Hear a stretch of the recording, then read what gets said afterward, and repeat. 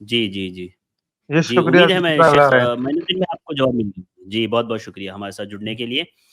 میں ہمارے اگلے گیسٹ کو ایڈ کر رہا ہوں۔ ہمارے اگلے گیسٹ ہے امتیاز، میں آپ کو ایڈ کر رہا ہوں، آپ اپنا سوال پوچھ سکتے ہیں۔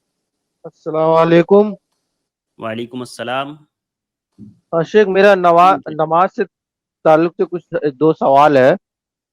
پہلا، جو ہوں انسان تشدد میں بیٹھتا ہے تو اس کو بیٹھتے ہی انگلی اٹھا لینا چاہیے یا بیچ میں اٹھانا چاہیے؟ جی شیخ، تشہد میں انگلی کب اٹھانا چاہیے شیخ، بیٹھتے ہی یا ہاں بیچ میں؟ امتیاز بھائی بہت شکریہ۔ اللہ رب العالمین یہ جو ہے حرص جو علم حاصل کرنے کا ہے، دین کے بارے میں معلومات حاصل کرنے کا، اس میں اور بھی اضافہ کرے۔ بہت اچھی بات ہے، ایک آمین۔ مسلمان کو فکر ہونی چاہیے ان چیزوں کی۔ وہ جو ہے تشہد ہوتا ہے، تشدد نہیں ہوتا ہے۔ تشہد جو ہم نماز میں بیٹھتے ہیں 2 رکعت کے بعد، یا بالکل سلام پھیرنے والی جب سلام پھیرنے سے پہلے، ان دونوں کو تشہد کہا جاتا ہے، اس بیٹھنے کو۔ اس میں تشہد کی ہم دعا پڑھتے ہیں۔ تو اللہ کے نبی صلی اللہ علیہ وسلم کی سنت سے ثابت ہے کہ ہم اپنے دائیں ہاتھ کو دائیں ران پر رکھیں پاؤں کے، اور بائیں ہاتھ کو بائیں ران پر رکھیں۔ اور دائیں ہاتھ کو سنت یہ ہے کہ اس کیفیت میں رکھیں، یعنی یہ جو 4 انگلیاں ہیں اس کو باندھیں، انگوٹھے کو یہاں نیچے، اور یہ اپنی انگلی، اس سے ہم کو اشارہ کرنا ہے۔ تو جی حدیث میں اس سلسلے میں کئی طرح کے الفاظ وارد ہیں۔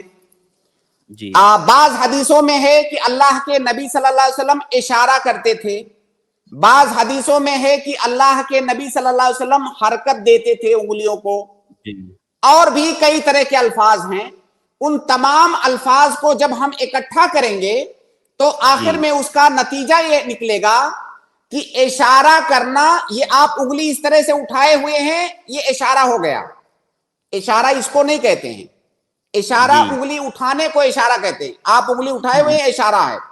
تو آپ انگلی اٹھائیں گے، جیسے ہی تشہد میں بیٹھیں گے فوراً، اس کے بعد آپ کو اس کو حرکت بھی دینا ہے۔ بعض علماء نے کہا ہے کہ اس کو مسلسل حرکت دینا ہے، بعض جی علماء نے کہا ہے کہ مسلسل حرکت نہیں دینا ہے، بلکہ بعض حدیثوں میں ہے کہ جب دعا کرتے تھے تو حرکت دیتے تھے۔ تو آپ جب دعائیہ کلمات سے گزرے تشہد میں تو اس کو حرکت دیں۔ جیسے آپ نے کہا اللہم صلی، اللہ رب العالمین تو درود نازل فرما نبی صلی اللہ علیہ وسلم پر، آپ نے دعا کیا۔ یا آپ نے کہا اللہم اغفر لی، آپ نے دعا کیا۔ تو جب دعائیہ کلمے سے گزرے تو آپ اس کو حرکت دیں، اور جو اشارہ ہے وہ مسلسل شروع سے آخر تک آپ کو اشارے کی حالت میں رکھنا ہے اس جو ہے انگلی کو۔